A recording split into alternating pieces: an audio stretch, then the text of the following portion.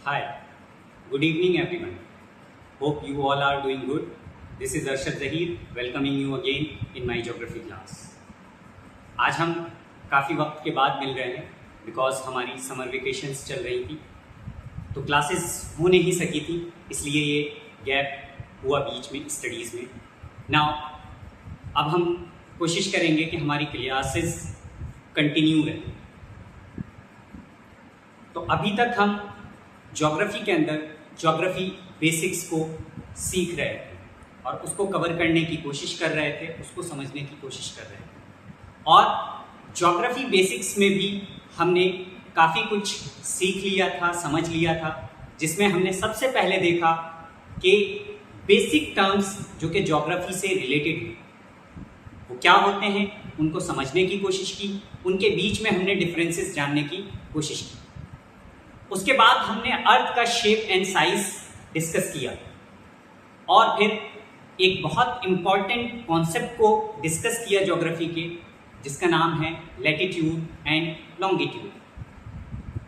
Latitude और longitude को हमने सेपरेटली पढ़ा, देन हमने लॉन्गिट्यूड का रिलेशन टाइम एंड डेट से देखा और आज की क्लास में हम लैटिट्यूड का रिलेशन देखेंगे जो कि अप्लाइड पार्ट है लैटिट्यूड्स एंड लॉन्गिट्यूड्स का। लैटिट्यूड का रिलेशन देखेंगे हम सीजन से, जिसको सीजनलिटी भी कहा जाता है। तो चलिए शुरू करते हैं आज की क्लास।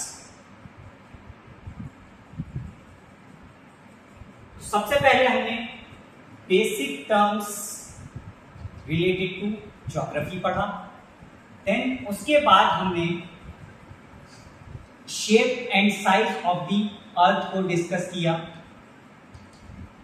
देन हमने लैटिट्यूड को डिस्कस किया और फिर उसके बाद हमने लॉन्गिट्यूड को डिस्कस किया, और फिर हमने इनके अप्लाइड पार्ट्स देखे लैटिट्यूड एंड लॉन्गिट्यूड को, लॉन्गिट्यूड का जिसमें हमने लॉन्गिट्यूड का रिलेशन देखा था डेट एंड टाइम्स। इसको हम अपनी लास्ट क्लास में बहुत डिटेल में डिस्कस कर चुके। आज हमें डिस्कस करना है इस लैटिट्यूड का रिलेशन सीजन्स के साथ, जिसको हम दूसरे वर्ड्स में सीजनलिटी भी कहते हैं, सीजनलिटी भी कहते हैं। सो आज का टॉपिक, आज का जो डिस्कशन होगा हमारा, वो सीजनलिटी को लेकर होगा। तो देखते हैं ये सीजनलिटी का कॉन्सेप्ट क्या कहता है।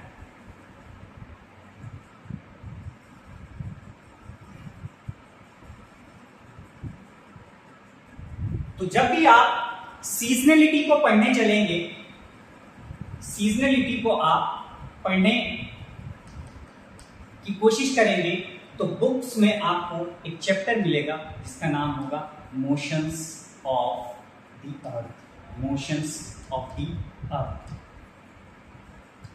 क्या मतलब है इसका, कि अर्थ कैसे मूवमेंट करता है, और अर्थ जो भी मूवमेंट करता है उसी का रिजल्ट हमें क्या मिलेगा, उसी का रिजल्ट हमको सीजनलिटी के फॉर्म में मिलेगा।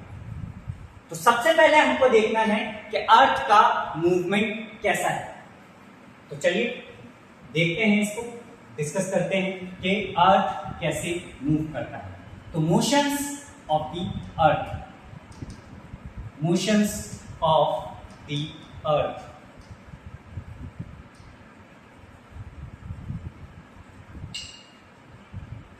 तो अर्थ दो तरीके से मूव करता है, जिसमें एक हम कहते हैं रोटेशन और दूसरे को हम कहते हैं रिवोल्यूशन।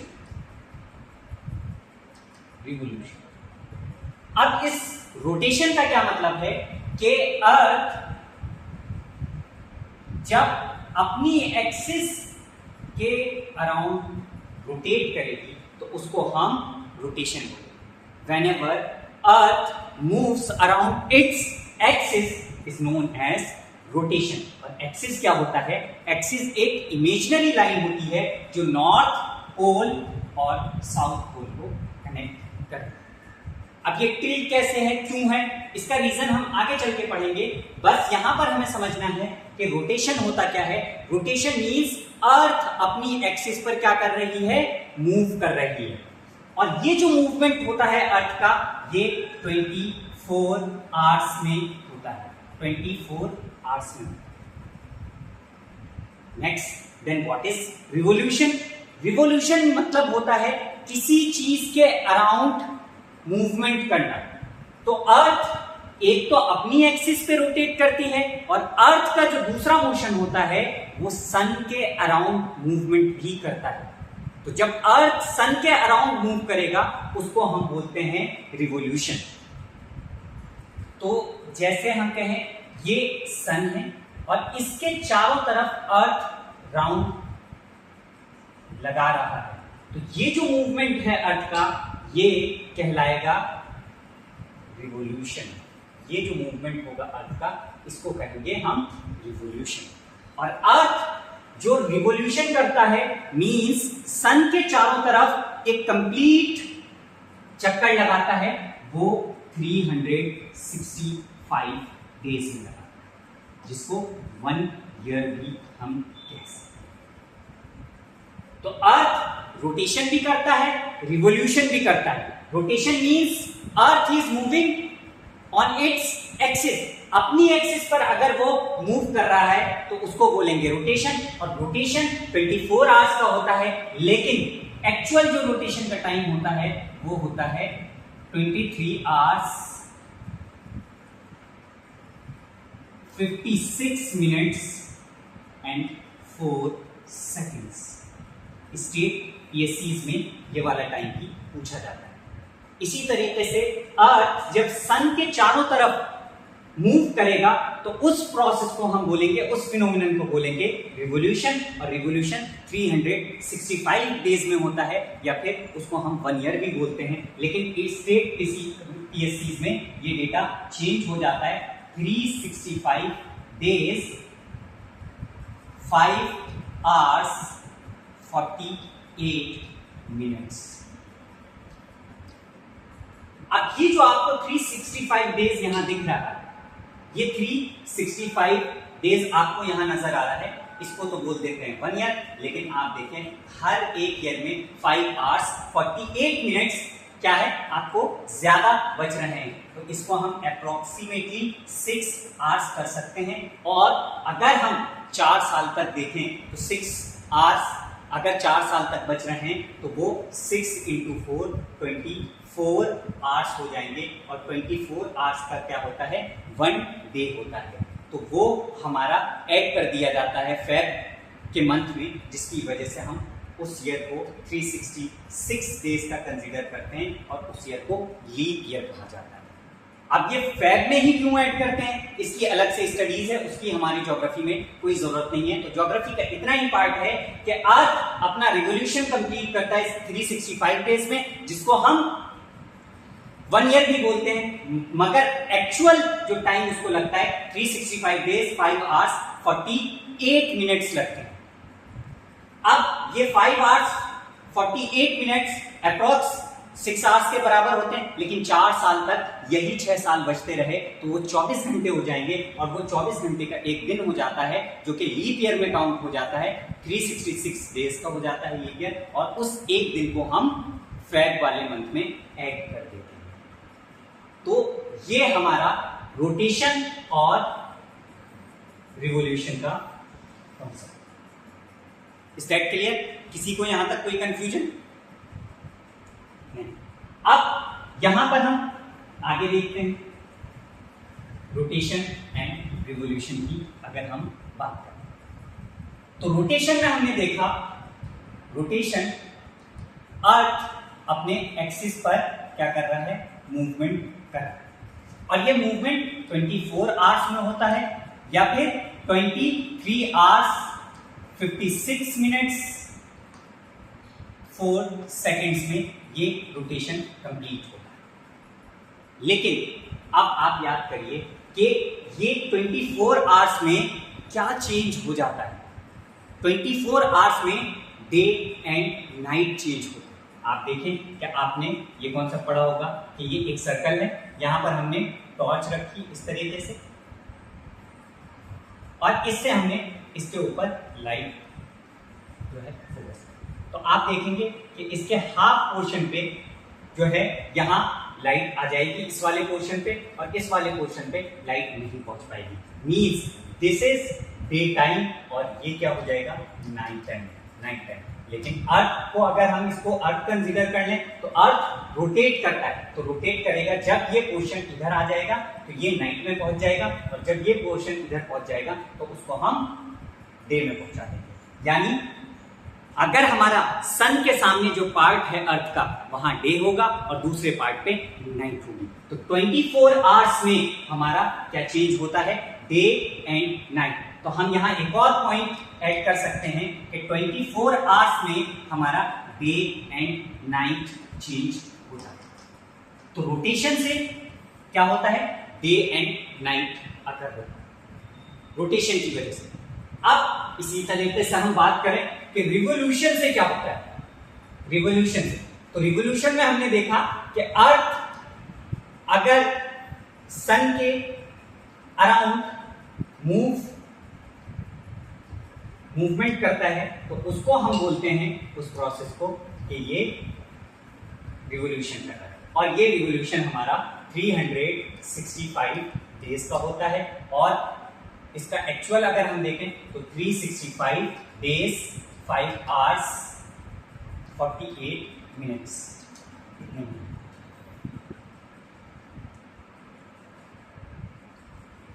लेकिन अब अर्थ को हम देख रहे हैं कि 365 डेज में ये कंप्लीट क्या कर रहा है, हमारा एक चक्कर कंप्लीट कर रहा है।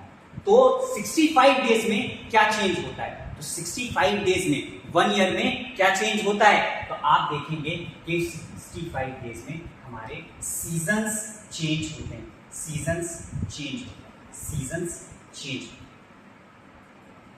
क्या चेंज होते हैं, सीजन्स, यानी summer, winter, spring and autumn.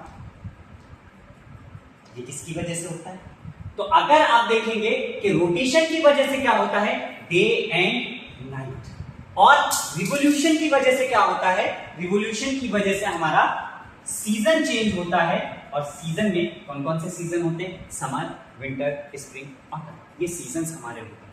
Because earth अपनी position with respect to sun बार बार चेंज कर रहा है, जिसकी वजह से हमको सीजन्स देखने को मिलते हैं। तो वो यहां तक सबको सारी बातें क्लियर होंगी। किसी को अगर कोई कंफ्यूजन है तो वो पूछ सकता है।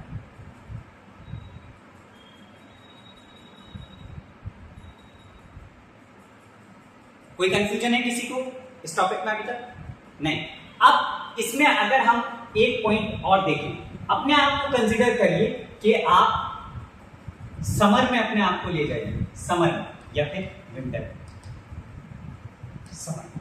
समर में आप देखेंगे कि डेज लॉन्गर होते हैं इन कंपैरिजन टू विंटर। यानी अगर डेज लॉन्गर हम कह रहे हैं, इट मींस दैट कि सनलाइट का पीरियड जो है, सनलाइट का पीरियड वो ज्यादा है। तो आप देखेंगे कि समर में डेज लॉन्गर होते हैं और विंटर में डेज क्या होते हैं, शॉर्टर होते हैं, टाइम ड्यूरेशन कम होता है डे का। तो आप देख रहे हैं कि यहां पर वेरी कर रहा है सीजन की वजह से, length of day and night. और सीजन किसकी वजह से हुआ, सीजन हमारा रिवोल्यूशन की वजह से हुआ। तो रिवोल्यूशन की वजह से क्या होगा कि हमारा length of day and night भी change. Length of day and night का चेंज किसकी वजह से होगा, ये भी हमारा रिवोल्यूशन की वजह से होगा। इज दैट क्लियर, या किसी को कंफ्यूजन है इसमें? तो हमने दोनों कॉन्सेप्ट को एक साथ देखा। एक देखा रोटेशन मींस अपनी एक्सिस पर सन अर्थ मूव कर रहा है और उस मूवमेंट में उसको 24 आवर्स लगते हैं, लेकिन एक्चुअल टाइम 23 आवर्स होता है, 56 मिनट एंड 4 सेकेंड्स होता है।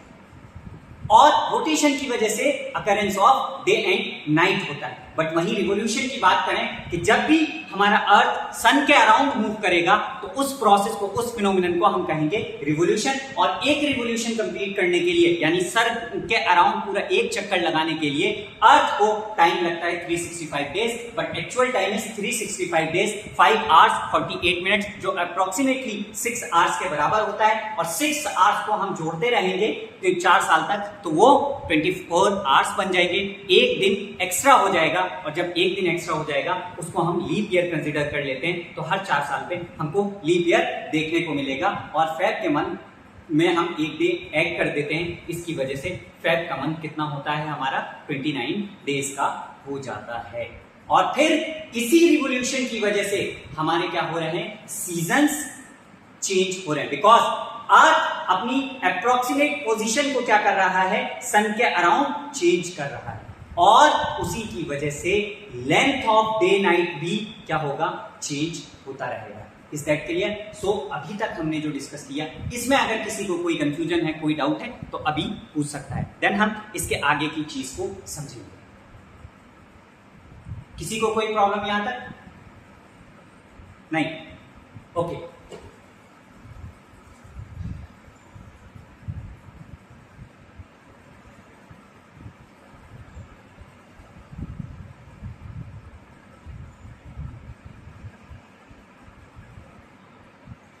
चलिए नेक्स्ट कॉन्सेप्ट को देखते हैं इसी के अंदर। ये हमारा अर्थ है। अब अर्थ में ये हमारा एक्सिस है।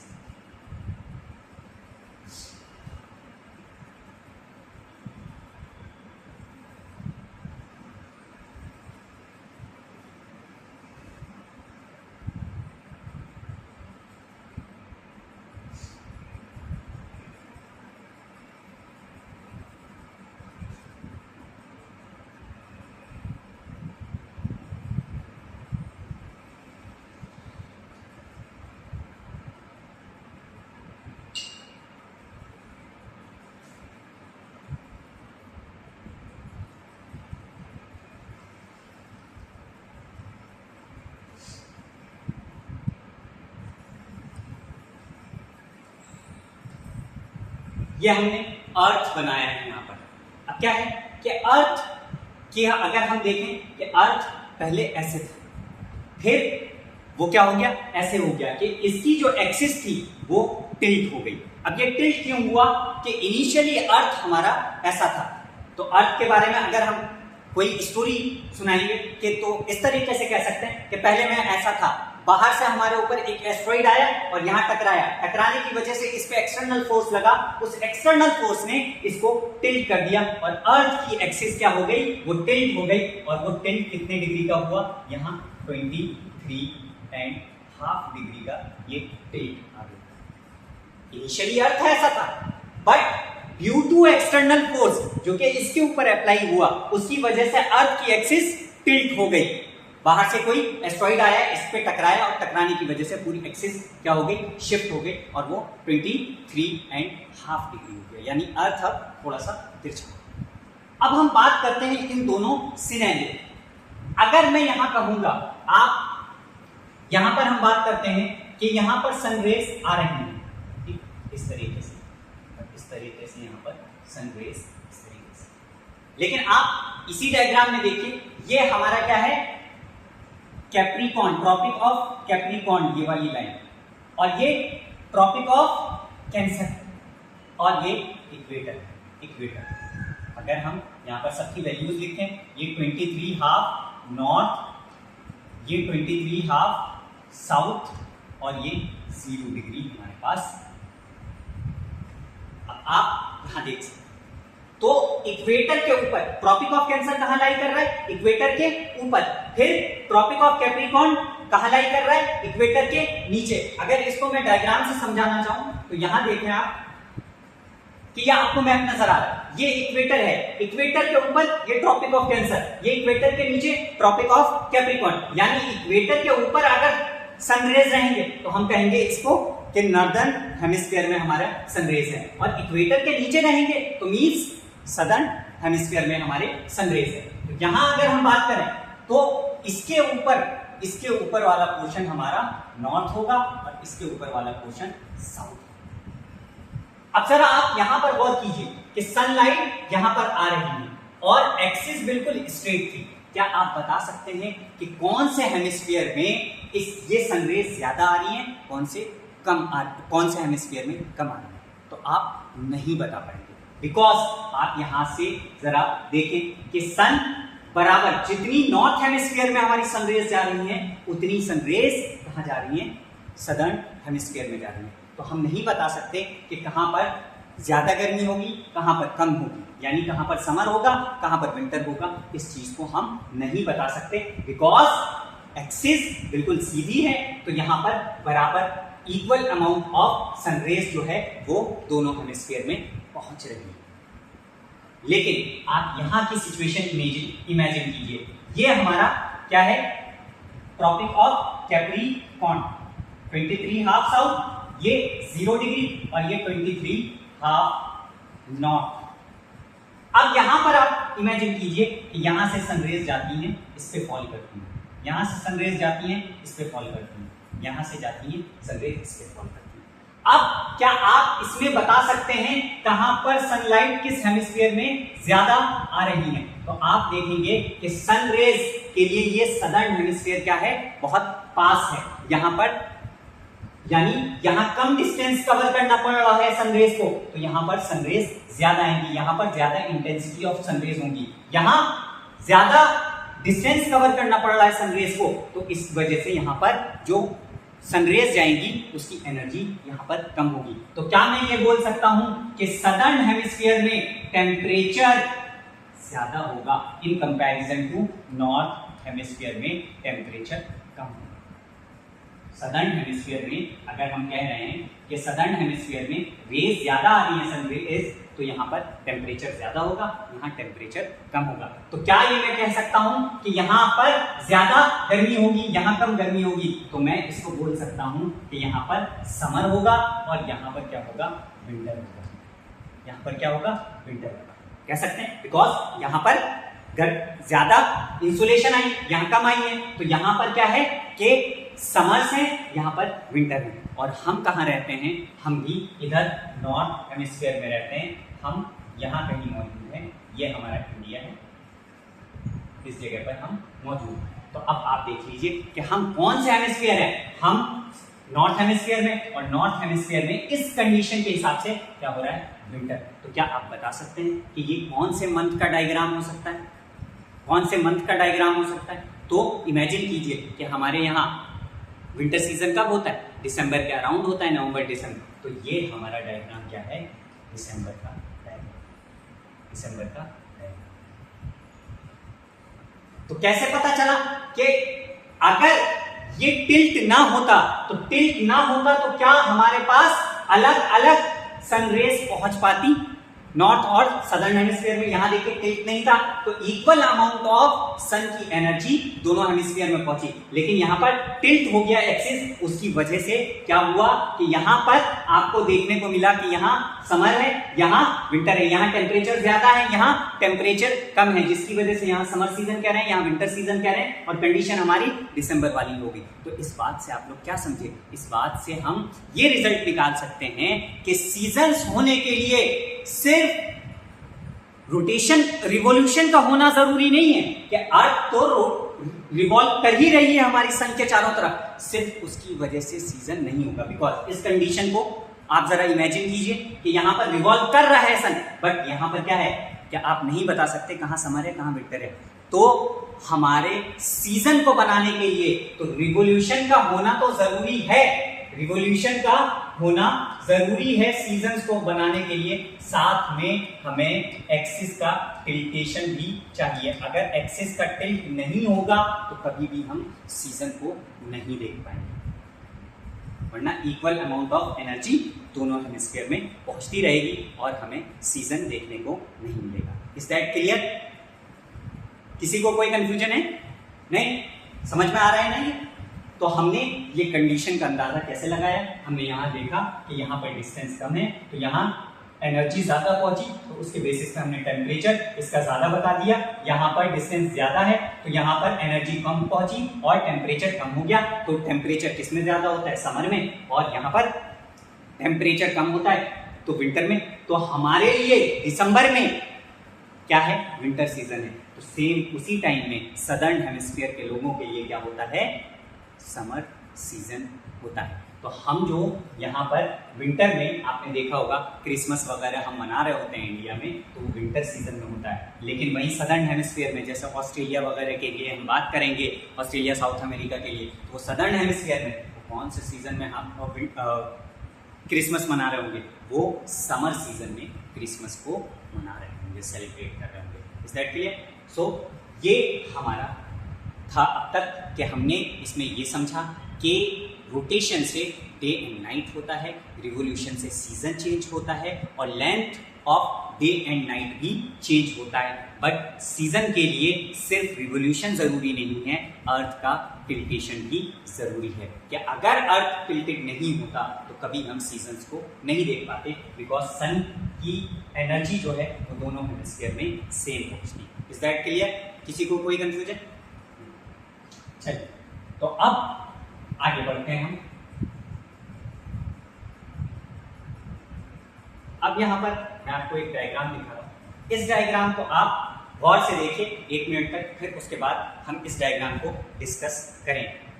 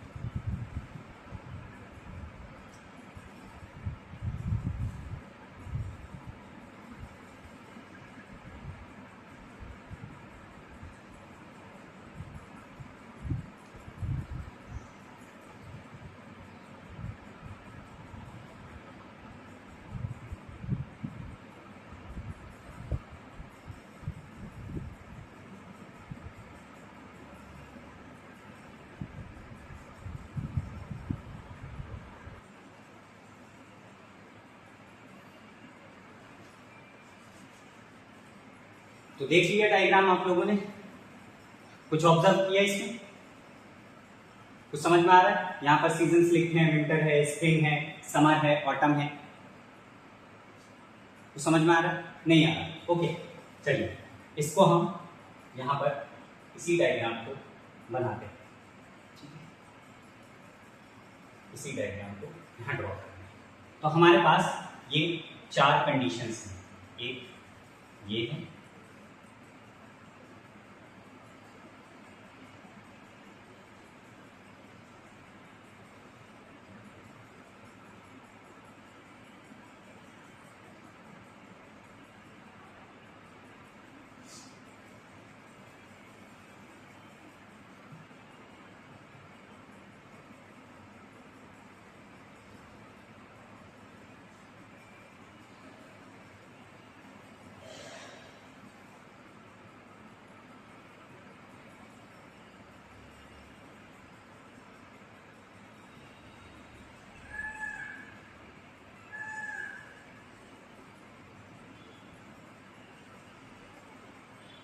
ये हमने 4 कंडीशंस यहाँ बना ली हैं, और बीच में हम यहाँ पर सन को बना लेंगे। इस तरीके से ये सन है, और हमारी अर्थ की ये रिलेटिव पोजीशन है अकॉर्डिंग टू दी सन।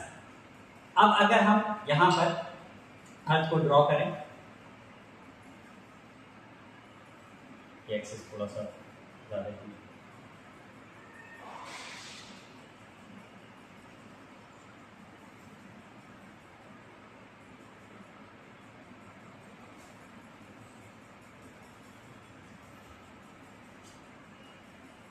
ये हमारे पास एक्सिस बना।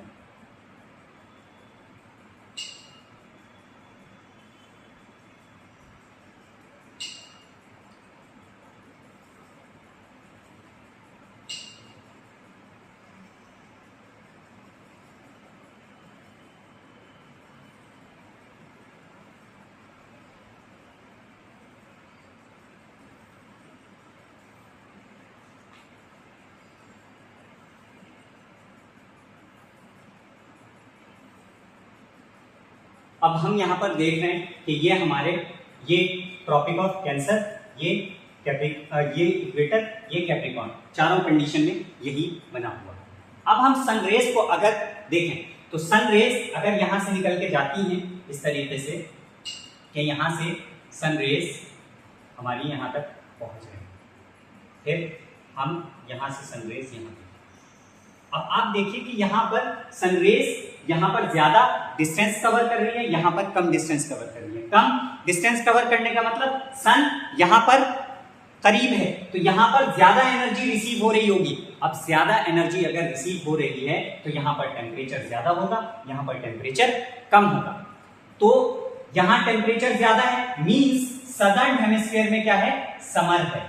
सदर्न हेमिस्फीयर में समर है, मगर हम नॉर्थ हेमिस्फीयर में देखेंगे तो यहाँ विंटर है। लेकिन हम लोग रहते नॉर्थ में हैं तो हम अपने हिसाब से समर और विंटर लिखेंगे। तो हम नॉर्थ में रहते हैं तो ये कंडीशन क्या बता रही है, विंटर की कंडीशन बता रही है, विंटर, बिकॉज समर हमारा कहाँ होगा, सदर्न हेमिस्फीयर में, बट हमारे लिए विंटर होगा तो हम अपने हिसाब से लिख रहे हैं क्योंकि हम नॉर्थ हेमिस्फीयर में रहते हैं तो हमारे लिए ये विंटर है। और विंटर की कंडीशन कब होती है, दिसंबर में, ये विंटर की कंडीशन यानी ये दिसंबर का डायग्राम। फिर उसके बाद ये अर्थ हमारा रिवॉल्व कर रहा है सन के चारों तरफ, फिर ये दिसंबर, जनवरी में अर्थ यहाँ, फेब में अर्थ यहाँ, फिर उसके बाद ये मार्च की सिचुएशन है और मार्च की सिचुएशन इसको अलग से समझाते हैं। फिर इस वाले सिचुएशन से निकल के यहाँ मार्च अप्रैल में अर्थ यहाँ, मई में अर्थ यहाँ पर, और जून की कंडीशन ये हो जाएगी। अब जून में आप देखिए कि जून में सनरेज यहाँ बहुत आसानी से पहुंच रही है और यहाँ पर उसके लिए डिस्टेंस ज्यादा हो गया। अब डिस्टेंस जब ज्यादा हो जाएगा तो यहाँ पर कम सनरेज पहुंचेगी, टेम्परेचर कम होगा, यहाँ पर टेम्परेचर ज्यादा होगा तो हमारे नॉर्थ हेमिस्फीयर में क्या होगा, समर होगा, नॉर्थ में समर होगा। तो आप यहाँ से अंदाजा लगा सकते हैं कि जून में कौन सी कंडीशन होती है हमारे लिए, समर। तो देखिए समर की कंडीशन बन गई। फिर उसके बाद हम बात करते हैं, यहाँ से जब अर्थ मूव करके यहाँ आएगा तो जून जुलाई में अर्थ यहाँ और अगस्त में अर्थ यहाँ होगा, और उसके बाद ये सितंबर की कंडीशन हुई। अब सितंबर के बाद फिर अर्थ इस वाली पोजीशन पर पहुंचेगा, अक्टूबर में यहाँ, नवंबर में यहाँ, और फिर ये दिसंबर की कंडीशन हो गई। तो आप यहाँ से देख पा रहे हैं कि जिस रीजन में ज्यादा एनर्जी पहुंचेगी वहां पर हमारा क्या होगा, वहां पर समर सीजन होगा, और जिस हेमिस्फीयर में समर होगा तो उसके अपोजिट वाले हेमिस्फीयर में विंटर सीजन हो जाएगा। यहां देखिए कि ये कंडीशन नॉर्थ के हिसाब से, नॉर्थ में कम एनर्जी पहुंची तो नॉर्थ में विंटर हो रहा है, तो साउथ में यहां पर क्या होगा, समर। वहीं यहां पर देखिए कि यहां नॉर्थ में समर हो गया तो साउथ में क्या हो रहा होगा, विंटर वाली कंडीशन हो रही होगी। तो इसको दूसरी तरीके से भी समझाते हैं कि जैसे ये मान लेते हैं ये हमारा नॉर्थ है, ये साउथ है और ये सन है, तो ये एक्सिस है। तो जब जिसके पास में रहेगा, जो भी हमारा नॉर्थ अगर पास में है सन के तो नॉर्थ वाले में समर होगा, और साउथ अगर हमारे करीब है सन के, साउथ वाले पोल, तो वहां पर हमारा समर सीजन होगा। अब ये देखिए ये नॉर्थ है तो इस कंडीशन में नॉर्थ करीब है सन के तो नॉर्थ करीब है सन के तो नॉर्थ वाले में क्या हो रहा होगा, समर। और समर की कंडीशन कौन से मंथ में होती है हमारे यहाँ, जून। तो जून में ये सिचुएशन होगी। लेकिन मान लीजिए घूम के यहाँ आ गया तो अब देखिए आप कि साउथ सन के करीब हो गया, नॉर्थ सन से दूर चला गया, तो इस वक्त साउथ में समर होगा, लेकिन हम नॉर्थ के हिसाब से देखेंगे तो ये विंटर की कंडीशन हमारे लिए हो जाएगी। तो ये इस तरीके से होगा। फिर दोबारा से यहाँ आएगा तो ये समर की कंडीशन नॉर्थ के लिए होगी, ये साउथ वाली कंडीशन हो, ये हमारी विंटर की कंडीशन होगी नॉर्थ के लिए। फिर अगर हम बात करते हैं कि जो हमारा जब इस वाली कंडीशन पे जाएगा कि यहाँ पर क्या होगा, तो आप यहाँ पर देखिए कि इस तरीके से यहाँ था और उसके बाद यहाँ ले आए। तो अब आप बता सकते हैं कौन सा पोल करीब है सन के, नॉर्थ या साउथ? तो आप नहीं बता सकते, बिकॉज सन तो पीछे की साइड है, तो यहाँ पर जो रेस जाती हैं वो डायरेक्टली ओवरहेड हो जाती है हमारी इक्वेटर पे। तो इस कंडीशन में ना तो ज़्यादा गर्मी होती है, ना ही ज़्यादा हमारे पास सर्दी होती है, ना बहुत ज़्यादा समर्स होंगे, ना बहुत ज़्यादा विंटर्स होंगे। तो आप इमेजिन करिए मार्च की कंडीशन को, तो जो मार्च की कंडीशन होती है हमारे पास, तो मार्च की कंडीशन में कभी भी आपको फील नहीं होगा कि बहुत ज़्यादा गर्मी हो रही है या बहुत ज़्यादा सर्दी हो रही है, बिकॉज सनरेज डायरेक्टली यहाँ पर फॉल करेंगे, इस जगह पर इक्वेटर पे आ जाएंगे सारी सनरेज। इस वाली सिचुएशन में भी इक्वेटर पे आएंगे, तो आप ये देख सकते हैं, तो डायरेक्टली ओवरहेड हो जाते हैं यहाँ पर। तो अब इससे आपको अंदाजा हो गया कि समर कैसे होता है, विंटर कैसे होता है। तो इसी इंफॉर्मेशन को हम जो है एक टेबल के फॉर्म में लिखते हैं, तब ज्यादा समझ में आएगा। तो अब हम यहां पर इस पूरी इंफॉर्मेशन को एक टेबुलर फॉर्म में लिखते हैं और फिर देखते हैं कि उससे क्वेश्चन कैसे बनते हैं। तो हम यहां पर अर्थ को बनाते हैं, ये हमारा ट्रॉपिक ऑफ कैंसर मान लेते हैं, ये इक्वेटर मान लेते हैं, ये ट्रॉपिक ऑफ कैप्रिकॉर्न मान लेते हैं। अब यहाँ पर हमको क्या बनानी है, टेबल बनानी है, जिसमें सबसे पहले हम लिखेंगे डेट, फिर उसके बाद हम लिखेंगे पोजीशन ऑफ सन, फिर उसके बाद हम लिखते हैं यहाँ पर कि सीजन कौन सा है, सीजन, और फिर यहाँ पर हम डेट और फिर day and last one is night. अब यहाँ पर हम एक एक करके इंफॉर्मेशन रखेंगे।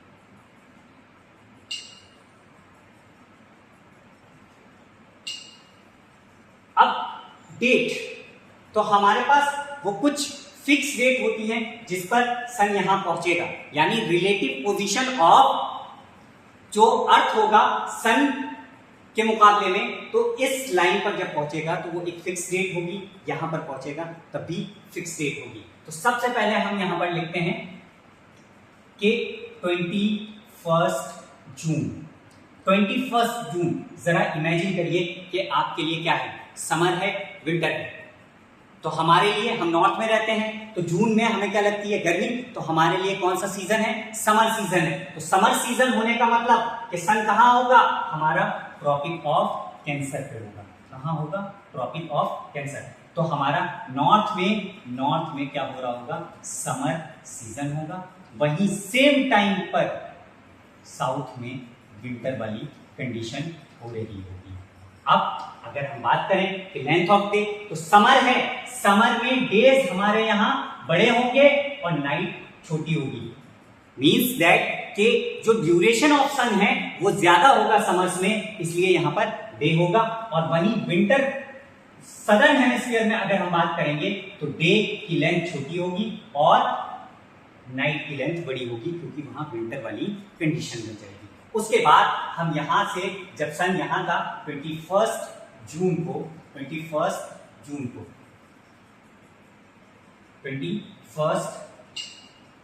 को, तो उसके बाद सन यहां से मूव करके जून, जुलाई, अगस्त, सितंबर में हमारा यहां पर पहुंच जाएगा। तो 23 सितंबर की अगर हम बात करेंगे तो अब कहां पर पहुंच गया है सन पहुंच गया है इक्वेटर पे, बिकॉज इस टाइम पे ना हमारे पास ज्यादा गर्मी लगेगी, ना ज्यादा क्या विंटर्स देखने को मिलेंगे। लेकिन यहां पर क्या होगा, सीजन की अगर हम बात करें तो जो समर के बाद सीजन आता है उस सीजन को बोलते हैं हम ऑटम। तो नॉर्थ में क्या होगा, ऑटम, और सेम टाइम में सदर्न हेमिस्फीयर में विंटर के बाद हमेशा क्या आता है, स्प्रिंग आता है। तो जहां भी ऑटम है तो ऑटम समर के बाद, और विंटर के बाद क्या आएगा, स्प्रिंग। तो विंटर हो रहा था कहां, सदर्न हेमिस्फीयर में, तो विंटर के बाद कौन सा सीजन आ जाएगा, यहाँ पर स्प्रिंग सीजन आ जाएगा, और ये सदर्न हेमिस्फीयर में होगा। और डेज और नाइट की बात करेंगे तो दोनों इक्वल होंगे, इसमें कोई भी डिफरेंस नहीं होगा। फिर उसके बाद ये सन यहां से यहां पहुंचेगा, ठीक है, ये सितंबर, अक्टूबर, नवंबर और दिसंबर में यहाँ पहुंच जाएगा। हम 22 दिसंबर की कंडीशन को देखते हैं। तो 22 दिसंबर तो हमारा सन कहां पहुंच चुका है? ट्रॉपिक ऑफ कैंसर पर। ट्रॉपिक ऑफ कैंसर यानी सन हमसे दूर जा चुका है। दूर जा चुका है तो हमारे लिए कौन सा सीजन हो जाएगा?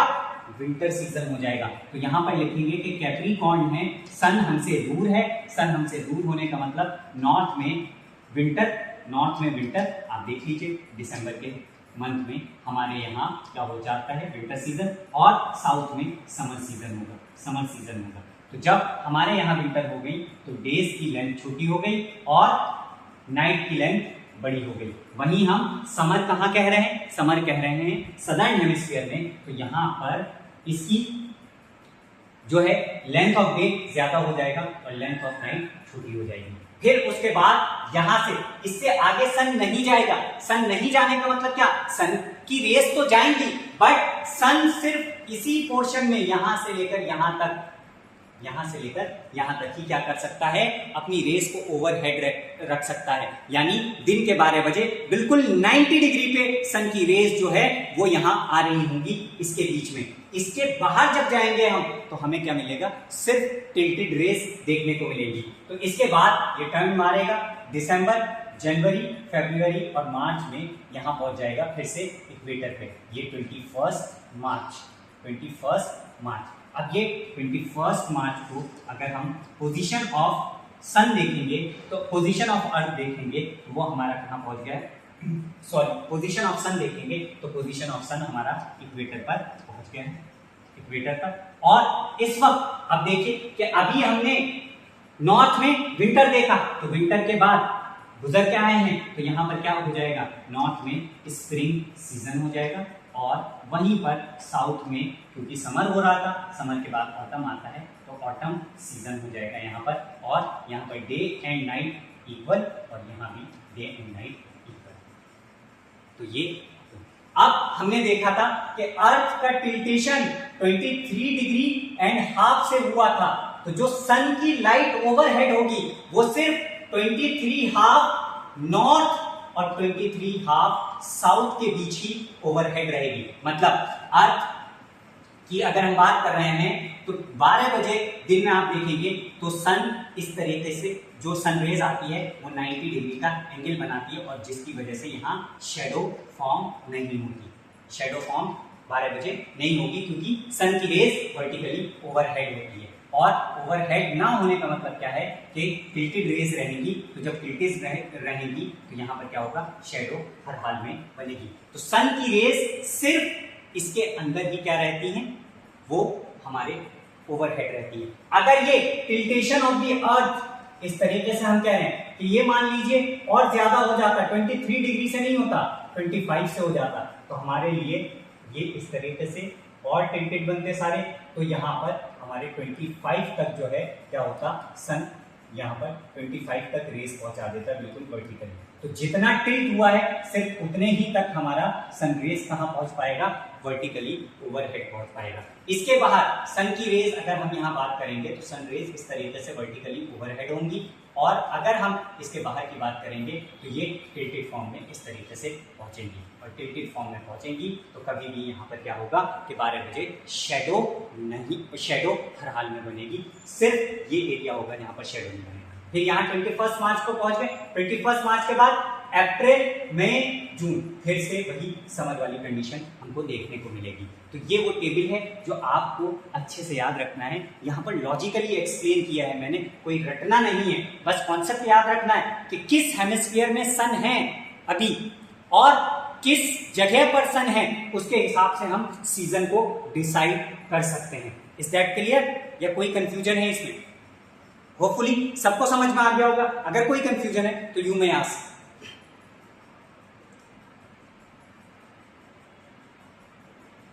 अब ये इंपॉर्टेंट इसलिए है कि यहां से बार बार क्वेश्चन पूछे जाते हैं। अब क्वेश्चन कैसे पूछे जाते हैं उस पर हम देखते हैं कि सवाल हमसे यहां से कैसे पूछे जा रहे हैं।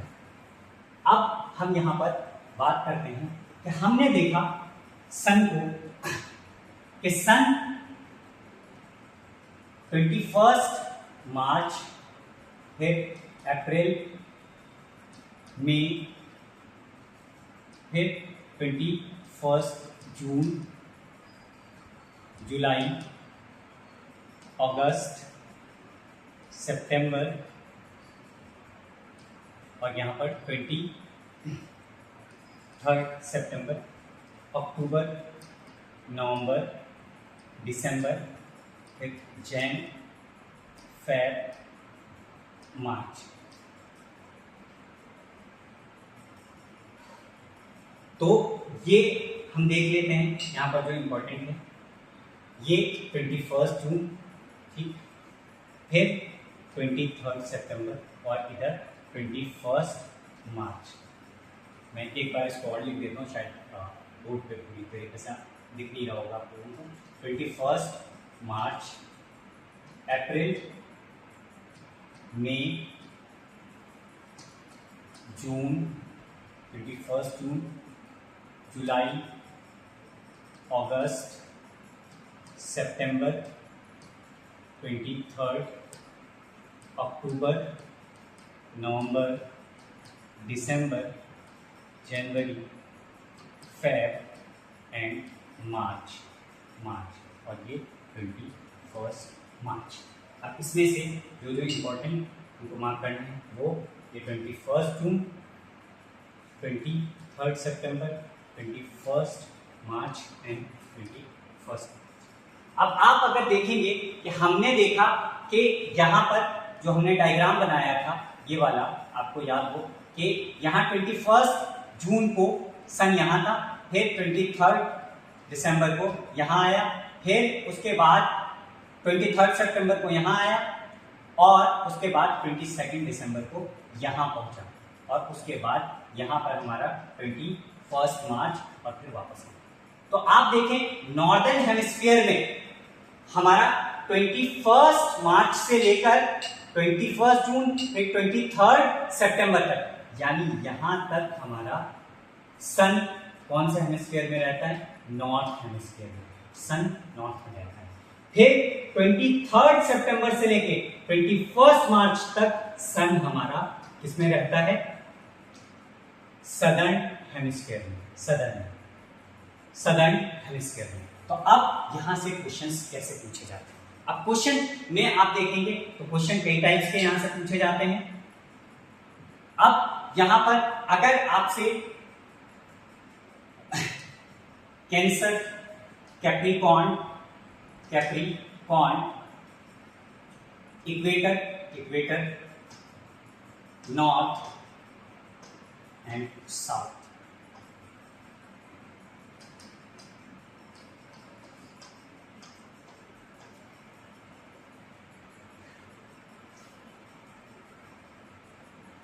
अब अगर इन तीन से रिलेटेड मुझे क्वेश्चन पूछना होगा तो मैं हमेशा आपको फिक्स डेट दूंगा। फॉर एग्जांपल 21 जून को हमारा सन किस जगह होगा, तो हमें पता है कि 21 जून को कैंसर पे होता है। मैं कहूंगा 21 मार्च को कहां पर मौजूद होगा सन, तो हमें पता है 21 मार्च को हमें ना ज्यादा गर्मी लग रही है ना सर्दी, यानी इक्वेटर पे मौजूद है उस वक्त, तो इक्वेटर वाली कंडीशन होगी। अगर मैं कह रहा हूं 23 सितंबर, तो सितंबर में भी देख लीजिए ना ज्यादा गर्मी लग रही है ना ज्यादा आपको सर्दी लग रही, तो उस वक्त भी इक्वेटर पे होगा। अगर मैं कह रहा हूं कि 22 दिसंबर को सन कहां होगा, तो आप कहेंगे कि हमें क्या लग रहा है? सर्दी, तो इट मींस हमसे दूर है सन मतलब सदर्न हेमिस्फीयर में, और सदर्न हेमिस्फीयर के लिए क्या कहेंगे? कैप्रिकॉर्न।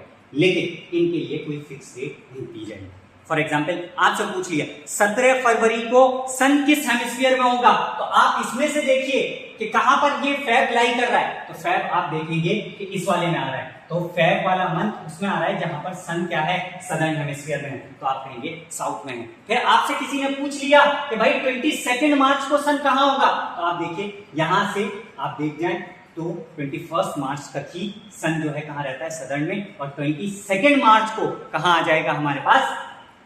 सन नदर्न हेमिस्फीयर में, तो 22 मार्च को हम कहेंगे कि सन जो है वो नॉर्थ में आ गया है। फिर इसी तरीके से आपसे पूछ लिया कि 21 जुलाई को सन किस हेमिस्फीयर में होगा, तो जुलाई देखिए इन दोनों में से किस स्लॉट में है, तो जुलाई किस स्लॉट में है, तो आप बताएंगे कि सन नदर्न हेमिस्फीयर में। या आपसे पूछ लिया किसी ने कि जैन में 20 जैन को सन कौन से हेमिस्फीयर में होगा? तो जनवरी आप देखिए, क्या इसमें मौजूद है? नहीं। तो यहां पर है, यस है, जनवरी यहां है, तो हम कहेंगे सदर्न हेमिस्फीयर में हमारे पास मौजूद है क्या? सन। तो एक तो इस टाइप के क्वेश्चंस हमारे यहां आते हैं। फिर दूसरे टाइप के क्वेश्चन, जैसे summer season, summer season, winter season, winter season, फिर समर सीजन, ऑटम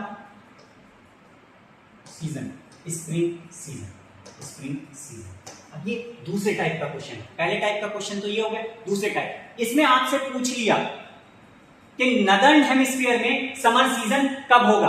तो आप कहेंगे नॉर्थ में रह रहे हैं, आपको गर्मी लग रही है, तो आपके लिए गर्मी कब होती है? जून, यानी 21 जून की हम बात कह देंगे अगर नदर्न हेमिस्फीयर पूछा है। वहीं आपसे पूछ लेता कि समर सीजन आपको बताना है सदर्न हेमिस्फीयर में, तो इसका आंसर चेंज हो जाता। समर सीजन पूछा मगर सदर्न हेमिस्फीयर में, तो आप याद करिए सदर्न में कब होगा समर? जब आपके यहां पर विंटर होगा, यानी नॉर्थ में विंटर होगा। तो नॉर्थ में विंटर कब होता है? 21 दिसंबर को। तो 21 दिसंबर में समर हो रहा होगा कहां? सदर्न हेमिस्फीयर में। तो हेमिस्फीयर का और सीजन का भी रिलेशन हमको याद रखना है, उसके हिसाब से हमें डेट वाइज आंसर करना है। या आपसे पूछ ले कि autumn season, autumn season southern hemisphere में कब होगा? तो आप याद करिए ऑटम, ऑटम किसके बाद आता है? बताया था हमने कि समर के बाद आता है। तो समर कब होता है? सदर्न हेमिस्फीयर में। तो जब हमारे यहां यानी नॉर्थ में विंटर हो रहा होगा, तो ठीक उसी वक्त साउथ में समर हो रहा होगा। विंटर हमारे यहाँ दिसंबर में यानी 22 दिसंबर को हो रहा है, तो वहां पर 22 दिसंबर को क्या हो रहा है? समर। और समर के बाद आप देखें 22 दिसंबर, तो दिसंबर को क्रॉस करके आगे चलेंगे तो मार्च आएगा। तो 21 मार्च को ऑटम सीजन हो रहा होगा सदर्न हेमिस्फीयर में। या आप सिंपली आंसर कर सकते हैं, आपके यहाँ जो सीजन होगा जिस टाइम में, उसका ठीक अपोजिट सीजन सदर्न हेमिस्फीयर में होगा। आपसे पूछा है ऑटम, ऑटम का ऑटम कहां पूछा है? सदर्न हेमिस्फीयर में। तो ऑटम का उल्टा क्या होता है? स्प्रिंग। तो आपके यहां पे स्प्रिंग होगा, तो उस वक्त क्या होगा? Autumn season. कहां पर? सदर्न हेमिस्फीयर में। तो हमारे यहां स्प्रिंग कब होता है? 21 मार्च को। तो 21 मार्च को स्प्रिंग है, तो सदर्न हेमिस्फीयर में क्या होगा? ऑटम सीजन होगा 21 मार्च को। तो इस तरीके के भी क्वेश्चंस आते हैं। अब आपसे पूछ ले कि विंटर सीजन आपको बताना है सदर्न हेमिस्फीयर में, तो सदर्न हेमिस्फीयर में विंटर कब होगा? जब हमारे यहां समर हो रहा होगा, यानी सूरज हमारे करीब है तो उससे दूर है, जब उससे दूर होगा तो वहां विंटर। तो हमारे यहां समर सीजन कब होता है? 21 जून को। तो ठीक उसी वक्त 21 जून को सदर्न हेमिस्फीयर में विंटर सीजन हो रहा होगा। आपसे पूछ लिया कि भाई स्प्रिंग सीजन आपको बताना है कहां पर? सदर्न हेमिस्फीयर में। तो आप ये देखिए कि स्प्रिंग का उल्टा क्या होता है? ऑटम होता है। तो ऑटम हमारे यहाँ कब होता है? तो समर के बाद आता है। समर हमारा जून में, जून के बाद जुलाई, अगस्त, सितंबर, 23 सितंबर को हमारे यहाँ ऑटम होता है। तो उस वक्त स्प्रिंग सीजन होगा कहाँ पर? वो सदर्न हेमिस्फीयर में। तो इस टाइप के भी क्वेश्चंस हमसे पूछे जाते हैं। Is that clear? किसी को कंफ्यूजन तो नहीं है? कोई कंफ्यूजन यहाँ तक? तो ये कुछ कैटेगरीज थे, क्वेश्चंस थे। अब लेट डिस्कस अगेन एक कॉन्सेप्ट छोटा सा हम जल्दी से लेते हैं, फिर उसके बाद हम आगे बढ़ते हैं। अब हम बात कर रहे थे कि ये हमारा ट्रॉपिक ऑफ कैंसर है, ये इक्वेटर है, ये कैप्रिकॉर्न है। तो सन रेज सिर्फ इसके बीच में ही क्या होगा? ओवरहेड रहेगा। सन इसके बीच में ही ओवरहेड रहेगा। ओवरहेड, ओवरहेड मींस कि सन 12 बजे बिल्कुल 90 डिग्री का एंगल बना लेगा और कोई भी शेडो फॉर्म नहीं होगी। ठीक, इसके बाहर सन जो है जाएगा, सनरेज ऐसा नहीं है यहां नहीं जाएगी, यहां जाएंगी मगर टिल्टेड फॉर्म में जाएंगी। यहां सनरेज आएंगी लेकिन टिल्टेड फॉर्म में आएंगी, और जब टिल्टेड फॉर्म में आएंगी तो वो कभी ओवरहेड नहीं हो पाएंगी। और जब ओवरहेड नहीं हो पाएंगी तो ओवरहेड ना होने का मतलब कि 12 बजे भी दिन में शेडो बन जाएगा, क्योंकि 90 डिग्री का एंगल नहीं बन रहा। आप देखिए ये 90 डिग्री का एंगल है, सनरेज सीधी आपके ऊपर आ रही है, तो यहां कोई शेडो नहीं होगा, शेडो नहीं होगा। लेकिन ठीक 12 बजे ऐसे आपको स्लैंटेड रेज आ जाए, तो स्लैंटेड रेज आ जाएंगे तो आपकी शेडो यहां पर बनेगी, इस केस में शेडो बनेगी। तो ये जो रीजन है इसको हम यहाँ पर इस रीजन को बोलते हैं ट्रॉपिक्स। ट्रॉपिक्स, अब ट्रॉपिक्स क्यों बोलते हैं? ट्रॉपिक का मतलब होता है टू टर्न।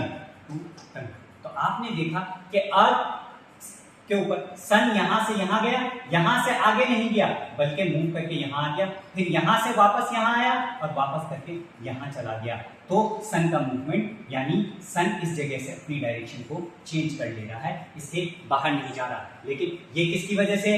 ये 23.5 है यहाँ पर नॉर्थ और ये 23.5 है यहाँ पर साउथ। ये टिल्टेशन की वजह से है। टिल्ट हमारा कितना है? 23 डिग्री का है। ये एक्सिस से टिल्ट कितना है? 23 डिग्री का। अगर यही एक्सिस का टिल्ट हमारा 25 डिग्री का हो जाता तो हमारे सन रेज जो है वो डायरेक्टली पहुंच पाती 25 डिग्री तक, और वो अगर 60 डिग्री तक हमारा टिल्ट हो जाता है एक्सिस, तो 60 डिग्री तक सन रेज डायरेक्टली ओवरहेड हो सकती थी आफ्टरनून में 12 o'clock पर, जिसकी वजह से वहां पर शेडो नहीं बनती। तो सिर्फ और सिर्फ हमारा सन रेज इस यानी 23.5 और 23.5 साउथ के बीच में, नॉर्थ एंड साउथ के बीच में ही सन ओवरहेड रहेगा, और ओवरहेड रहेगा तो कोई शेडो फॉर्म नहीं होगी। इसके बाहर सन जो है स्लैंटेड फॉर्म में पहुंचेंगे, और स्लैंटेड फॉर्म में पहुंचेंगे तो वहां पर शेडो फॉर्म होगी दोपहर के 12 बजे भी। Is that clear? फिर ये जो एक्सट्रीम पॉइंट हमने देखा इसके अंदर, एक्सट्रीम पॉइंट जहां तक हमारा सन रेज डायरेक्टली ओवरहेड हो पा रही है, इस ये पॉइंट यानी यहाँ 22 दिसंबर और यहाँ पर 21 जून यानी समर में, ये विंटर में। तो सन इसी के बीच में क्या कर रहा है? रोटेट कर रहा है हमारा। तो ये जो एक्सट्रीम पॉइंट्स हैं इसको कभी कभी किताबों में लिखा है सोलिस्टिस भी लिखा है, और सोलिस्टिस का मतलब होता है sun is at highest point. Highest point, highest point कि सन हाईएस्ट पॉइंट पर है, इसके आगे सन नहीं जाएगा। तो सन इसके आगे जाता ही नहीं है, इसके आगे वाले लेटिट्यूड पे नहीं जाता है। यानी हायर लेटिट्यूड्स हम देखेंगे तो वहां पर इंटेंसिटी ऑफ सन कम मिलेगी, बिकॉज स्लैंटेड रेज पहुंच रही हैं, और यहाँ पर सन इसके आगे नहीं जा रहा है। तो ये इसकी हाईएस्ट लिमिट हो गई कि सन यहाँ पर पहुंचेगा, उसके बाद टर्न ले लेगा, और इधर साउथ में ये इसकी हाईएस्ट लिमिट हो गई, इसके नीचे नहीं जा पा रहा। तो कुछ क्वेश्चंस आपसे ऐसे भी पूछे जाएंगे। तो क्वेश्चंस कैसे पूछा जाएगा कि नॉर्थ में समर सॉलिस्टिस कब होगा? समर सॉलिस्टिस कब होगा? समर सॉलिस्टिस कब होगा? नॉर्थ में विंटर सॉलिस्टिस कब होगा? नॉर्थ में साउथ में समर सॉलिस्टिस कब होगा? समर सॉलिस्टिस कब होगा? साउथ में विंटर सॉलिस्टिस कब होगा? एक इस कैटेगरी के भी क्वेश्चंस आते हैं। तो अब क्या करना है? जब भी सॉलिस्टिस वर्ड दिखे आपको, इसको चेंज कर दीजिए सीजन से। तो आपसे पूछ रहा है कि नॉर्थ में समर सीजन कब होगा? तो समर कब होता है? जून में। तो नॉर्थ में यहाँ 21 जून आंसर हो जाएगा। फिर नॉर्थ में विंटर सॉलिस्टिस को चेंज कर दिया सीजन से, तो सीजन विंटर सीजन कब होता है नॉर्थ में? तो हमें पता है कब होता है, 22 दिसंबर को। फिर साउथ में समर सीजन कब होगा? तो नॉर्थ में जब हमारा विंटर होता है तो साउथ में समर होता है, यानी 22 दिसंबर को। फिर हमसे पूछ रहा है साउथ में विंटर कब होगा? तो जब हमारा नॉर्थ में समर होगा उस वक्त विंटर, यानी 21 जून को। तो इस तरीके से हमारे क्वेश्चंस आते हैं। एक और कैटेगरी ये है क्वेश्चंस की। इसके बाद आगे चलते हैं। इक्वेटर की कंडीशन को इमेजिन करिए। अब इक्वेटर की बात करें तो इक्वेटर के लिए जो वर्ड यूज किया है इन्होंने, वो इक्विनॉक्स किया है। जब हमारी पोजीशन होगी इक्वेटर पे तो उसके लिए इक्विनॉक्स का वर्ड यूज कर सकते हैं ये लोग। तो आपसे पूछा जाएगा नॉर्थ में स्प्रिंग इक्विनॉक्स कब होगा? नॉर्थ में स्प्रिंग इक्विनॉक्स कब होगा? नॉर्थ में ऑटम इक्विनॉक्स कब होगा? इक्विनॉक्स कब होगा? ठीक है, ये पूछा जाता है। या फिर साउथ में आपसे पूछेगा स्प्रिंग इक्विनॉक्स कब होगा? साउथ में ऑटम इक्विनॉक्स कब होगा, तो आप इसका आंसर लिखना। इक्विनॉक्स को फिर आप सीजन से चेंज कर दीजिए, और सीजन से चेंज करेंगे। नॉर्थ में स्प्रिंग सीजन पूछ रहा है, तो हमारा स्प्रिंग आता है विंटर के बाद, यानी विंटर हमारा दिसंबर में हो रहा था, तो 21 मार्च को हमारे यहाँ स्प्रिंग देखने को मिलता है। नॉर्थ में ऑटम, तो नॉर्थ में ऑटम कब होता है, 23 सितंबर को, 23 सितंबर को। फिर साउथ में स्प्रिंग, तो जब नॉर्थ में ऑटम था तो साउथ में उस वक्त क्या हो जाएगा, स्प्रिंग हो जाएगा 23 सितंबर को। और फिर साउथ में ऑटम पूछा है, तो हमारे यहाँ जब स्प्रिंग होगा तो वहां पर ऑटम होगा, तो यानी 21 मार्च को हमारा क्या हो जाएगा, यहाँ पर ऑटम सीजन हो जाएगा। इस दैट क्लियर, किसी को कोई कंफ्यूजन तो नहीं हो रही। तो ये 8 टाइप के क्वेश्चंस और पूछे जाते हैं, तो इसको रटने की जरूरत बिल्कुल नहीं है ना। इसको क्या करेंगे, लॉजिकली एक्सप्लेन किया है, तो बस आपसे जो भी पूछा जाए उसके अकॉर्डिंग अपनी पोजीशन को, यानी आप नॉर्थ में रहते हैं, अपने हिसाब से सन और अर्थ के रिलेटिव पोजीशन को इमेजिन करिए, उसके बाद आंसर आप लगा सकते हैं। बहुत आसान है, अगर आप इसको समझ के पढ़ेंगे तो बहुत लॉजिकली एक्सप्लेन किया है, उन सारी चीजों को आप सही से समझेंगे। बार बार कहीं पर आपको जो है प्रॉब्लम आ रही है, तो उसको सब दोबारा से देखेंगे तो आपको समझ आएगा कि ये तो बहुत आसान कॉन्सेप्ट्स हैं, ये बहुत मुश्किल नहीं है। लग रहा है मुश्किल, लेकिन अगर आप इसको ध्यान से नहीं सुनेंगे और ऐसे ही बैठे रहेंगे यहाँ पर, फिर आपसे एक भी क्वेश्चन इससे रिलेटेड हो नहीं पाएगा। तो 1 मिनट का ब्रेक लेते हैं, उसके बाद हम फिर से कंटिन्यू करते हैं।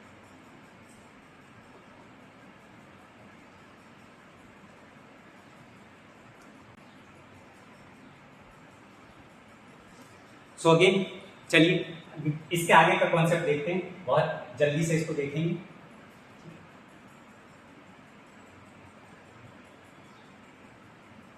अब इस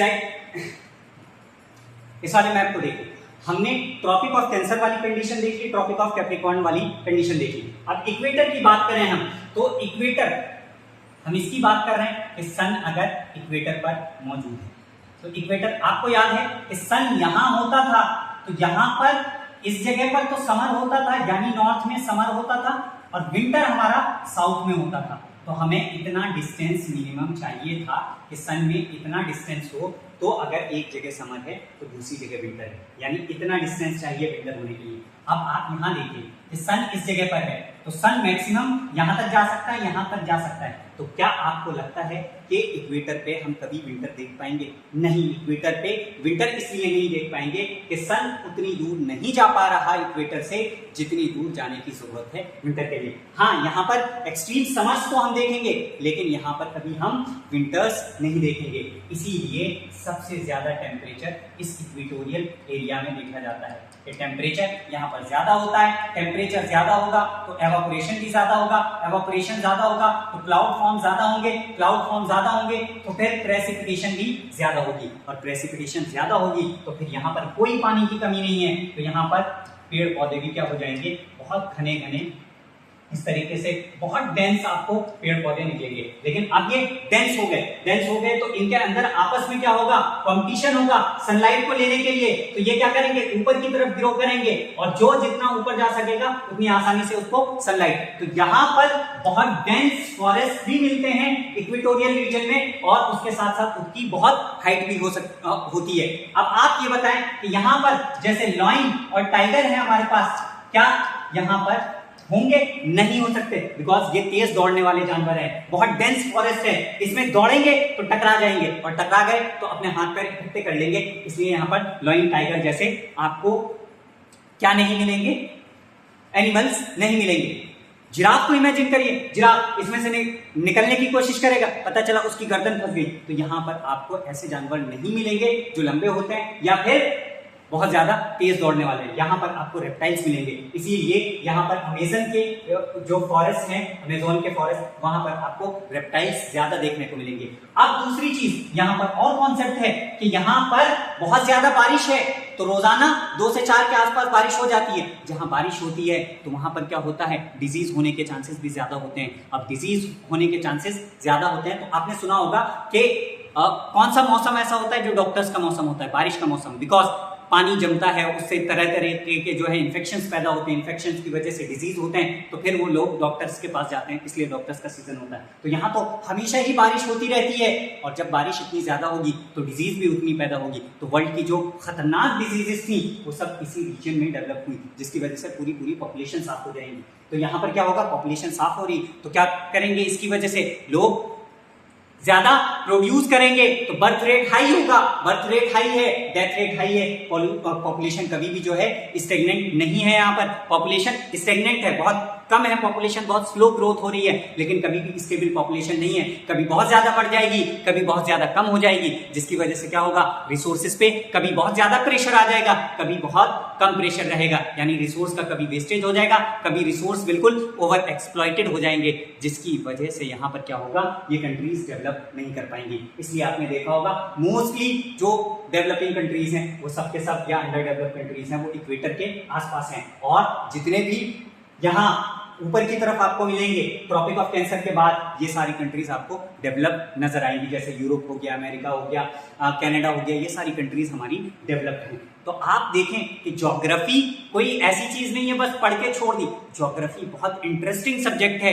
अगर आप इसको मजे लेकर पढ़ें, इसको कनेक्ट करके पढ़ें, तो हमने देखा लैटिट्यूड और सीजनलिटी को हमने कहा किस किस से जोड़ दिया, हमने डिजीज से भी जोड़ दिया, हमने वेजिटेशन से भी जोड़ के देख लिया, हमने पॉपुलेशन से भी जोड़ के देख लिया। तो ये एक ही चीज कितनी सारी चीजों से रिलेटेड है, या आप समझ सकते हैं। तो आप देख लें कि इक्वेटर पे हमको कभी भी विंटर देखने को नहीं मिलेगा, समर्स देखने को मिल जाएंगे, लेकिन विंटर हम नहीं देख पाएंगे, बिकॉज सन उतनी दूर वहां से जा नहीं पा रहा है।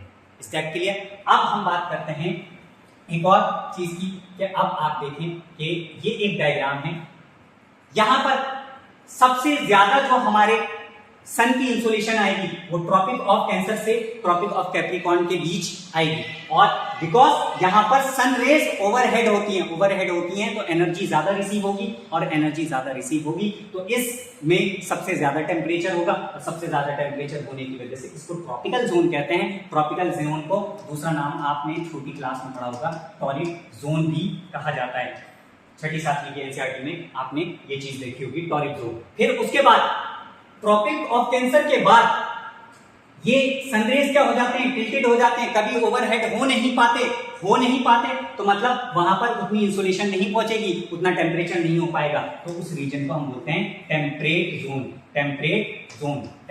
जोन बोला जाता है उसको। अब टेम्परेट जोन हमने बोल दिया, और उसके बाद फिर वो एक जोन और ऊपर आएगा जहां पर बिल्कुल ही सनरेज बहुत कम पहुंच पाती है, जिसको हम बोलते हैं पोलर जोन या फिर फ्रिजिड जोन बोला जाता है। तो ट्रॉपिकल जोन में सबसे ज्यादा, टेम्परेट जोन में उससे कम, और फ्रिजिड जोन में उससे भी कम सनरेज पहुंचेंगी।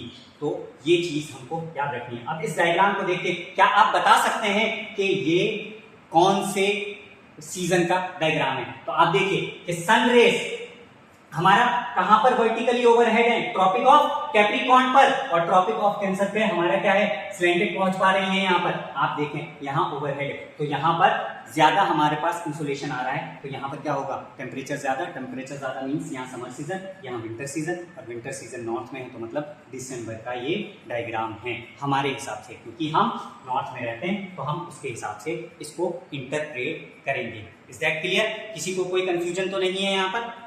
अब इसमें एक कॉन्सेप्ट रह जाता है, 6 महीने का दिन, 6 महीने की रात। तो आपने देखा, हम बात करते हैं कि जैसे ये अर्थ है, अगर यहाँ पर सन मौजूद है, इसकी सनलाइट इस तरीके से इसके ऊपर पड़ रही है, यहाँ पर एक ए पॉइंट है, यहाँ पर बी पॉइंट है। अगर मैं पूछूं डे किधर होगा, तो आप कहेंगे सर ए पे डे होगा, बी पे जो है नाइट होगी। फिर मैं इस ए पॉइंट को नीचे ले आऊं और बी पॉइंट को नीचे ले आऊं, आप कहेंगे सर यहाँ डे होगा, यहाँ नाइट होगी। फिर मैं ए को यहाँ ले आऊं, फिर यहाँ बी को ले आऊं, तो आप कहेंगे सर यहाँ डे, यहाँ नाइट। फिर मान लीजिए सनलाइट यहाँ पहुंच गई और ए भी यहाँ आ गया और बी भी यहाँ, क्या यहाँ पर आपको देखने को मिलेगा डे एंड नाइट? यहाँ देखने को नहीं मिलेगा। और फिर ऊपर की तरफ अगर हम बात करेंगे तो ऊपर की तरफ सनलाइट यहीं तक पहुंच पाएगी, इसके आगे अगर जाने की कोशिश की तो क्रॉस कर जाएगा, अर्थ खत्म।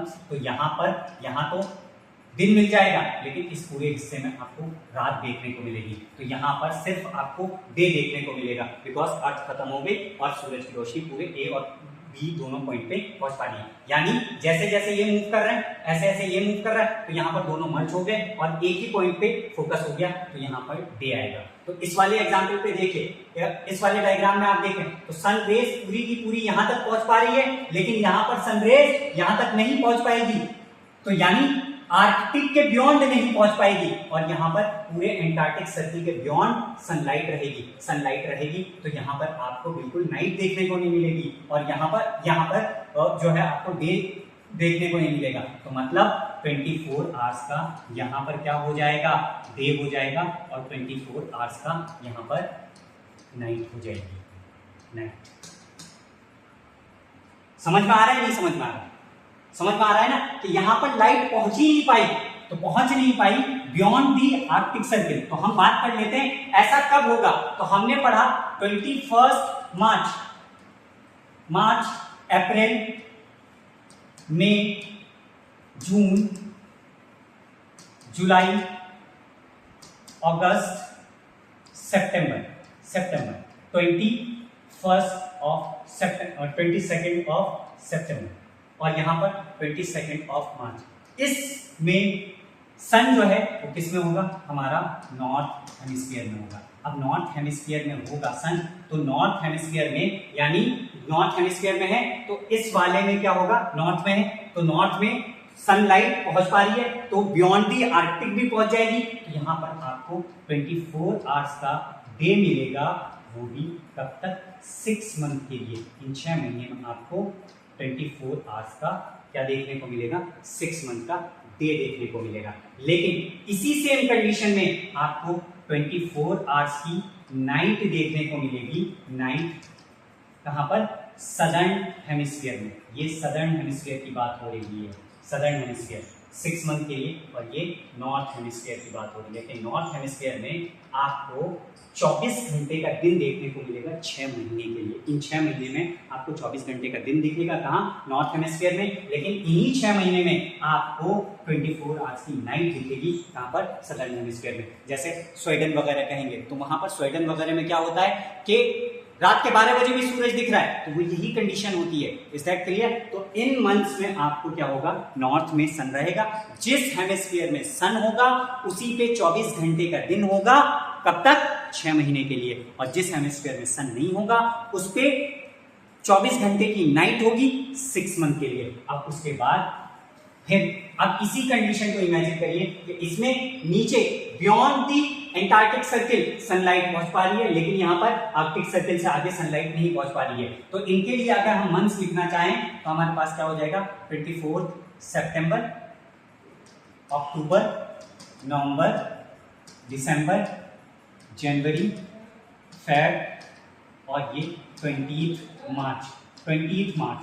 अब इन मंथ्स में आपको क्या होगा कि यहां पर सन कौन से हेमिस्फीयर में है, साउथ हेमिस्फीयर में है। तो साउथ हेमिस्फीयर में आपको क्या मिलेगा, साउथ हेमिस्फीयर में है तो सनलाइट साउथ हेमिस्फीयर में पहुंच पा रही है। 24 आवर्स का आपको डे देखने को मिलेगा 6 मंथ के लिए। लेकिन वहीं इन्हीं मंथ्स में हम किसकी बात करें, नदर्न हेमिस्फीयर की, तो नॉर्थ हेमिस्फीयर में आपको नॉर्थ हेमिस्फीयर में क्या मिलेगा, 24 आवर्स का नाइट देखने को मिलेगा, और 6 मंथ के लिए ये देखने को मिलेगा। तो ये था कॉन्सेप्ट ऑफ हमारा क्या, 6 months of day and night. ये ऐसा क्यों हो रहा है कि सन की रेज स्टैटिक जरूर है, तो यहां तक पहुंच पा रही हैं, और पहुंच रही हैं तो यहां पर स्पेस खत्म हो जा रही है। यानी पहले सिर्फ अगर यहां पॉइंट था तो यहां पर डे, यहां पर नाइट, लेकिन ये धीरे धीरे जब सन की रेज आ रही है तो यहाँ सरफेस खत्म हो जा रहा है, ए और बी पॉइंट मिल गए, तो सिर्फ और सिर्फ क्या हो रहा है, डे हो रहा है। लेकिन यहाँ पर हम इसी तरीके से, यहाँ ए पॉइंट है तो यहाँ डे, यहाँ बी पॉइंट होगा तो नाइट, धीरे धीरे मूव करेंगे। लेकिन इस पॉइंट के बाद हमारे पास सनलाइट इधर पहुंच ही नहीं पाएगी,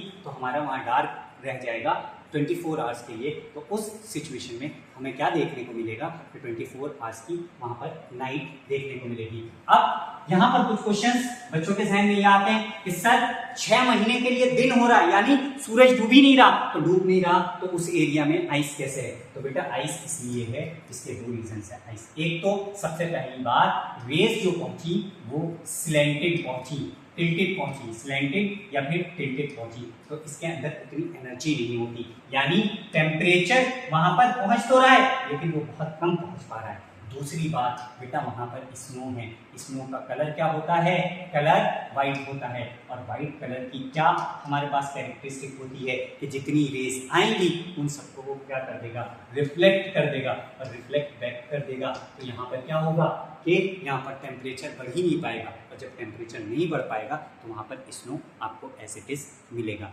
होपफुली मैं समझता हूँ कि ये पूरा टॉपिक क्लियर हो गया होगा, और यहीं पर आज हमारा ज्योग्राफी बेसिक्स भी कंप्लीट हो जाता है। तो अच्छे से आपको ये पूरा लेक्चर, जिसको ना समझ में आया हो वो दोबारा देख सकता है। दोबारा देखने के बाद वो सारी चीज़ें जो है, जहाँ जहाँ कन्फ्यूज़न आ रही है तो उसको बार बार रिपीट करके देखिए, सारी चीज़ें क्लियर होंगी। नहीं क्लियर होती हैं तो नेक्स्ट क्लास में आप पूछ सकते हैं। बस एक छोटा सा पॉइंट और, कि हमारा सन जो है वो इसके बीच में मूव कर रहा था। ये हमारा कैंसर था, ट्रॉपिक ऑफ कैंसर, ये कैप्रिकॉर्न, कैप्रिकॉर्न, कैप्रिकॉर्न। तो यहाँ पर सन पहले इक्वेटर से यहाँ जाएगा, ये इक्वेटर है, तो इक्वेटर से हमारा कैंसर तक गया, फिर कैंसर से इधर आया इक्वेटर, फिर इक्वेटर से ये कैप्रिकॉर्न, फिर यहाँ। तो आप देखेंगे कि एक बार जाने में सारे लैटिट्यूड आ रहे हैं, एक बार वापस आने में, तो हर लैटिट्यूड पे सन क्या होगा, 2 बार ओवरहेड होगा साल में, यानी 2 बार वो सिचुएशंस आएंगी हर एक लैटिट्यूड पे। इसके बीच में 23 हाफ नॉर्थ और 23 हाफ साउथ में, तो वहाँ पर शेडो नहीं बनेगी, और शेडो नहीं बनेगी तो इट मीन्स दैट कि वहाँ पर हमारा 12 बजे दिन में सन जो है वो ओवरहेड हो जाएगा। लेकिन ये दो जो लिमिट है, ऊपर वाली 23 हाफ नॉर्थ और ये 23 हाफ साउथ, इस पे सिर्फ एक ही बार आएगा, क्योंकि आया यहाँ 21 जून और यहाँ 22 ऑफ दिसंबर, और यही वो 2 दिन होंगे जिसके बाद उस पर दोबारा सन नहीं जाएगा। तो यहाँ पर एक बार, बाकी इनके बीच में जितने लैटिट्यूड्स हैं उन सब पे 2 बार। तो होपफुली सबको समझ में आ गया होगा। तो आज की क्लास में बस इतना ही, और कोई कंफ्यूजन रहती है तो नेक्स्ट क्लास में आप लोग पूछ सकते हैं। So thank you very much for nice cooperation, और रिवाइज करके देख लीजिएगा। किसी को कोई प्रॉब्लम होती है you can ask again. Thank you very much.